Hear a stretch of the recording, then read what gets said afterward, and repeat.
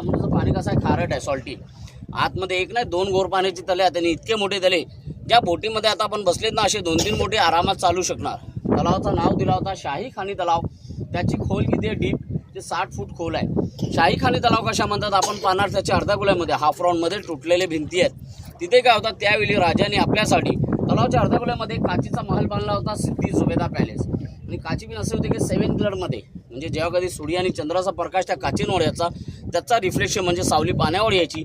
पाणी इंद्रधनुष सारखा दिसायचा. त्या आतून कोणाला पाणी घ्यायची परवानगी नव्हती, कारण बाल्टी टाकल्यानंतर पाणी हलणार, पाणीचा जो इफेक्ट आहे तो निघणार. ते लोकांच्या सुविधासाठी तलावाच्या दोन्ही कडेला 2 लहान तले बनवले गेले. तिथूनच काही पायऱ्या आपल्याला वर जाताना वर लोक दिसतात आपल्याला, ज्याला म्हणतात बाली किल्ला. 125 पायऱ्या आहेत. वर काय फक्त झेंडा लावायची जागा, जसं आज आपला तिरंगा लागते ना 26 जानेवारी 15 ऑगस्टला, स्वातंत्र्याच्या आधी तिथे सिद्धी लोकांचा झेंडा लावायचे. जे हिरव्या रंगाचा झेंडा असायचा, ज्याच्यामध्ये एक शेरचा सिम्बॉल असायचं.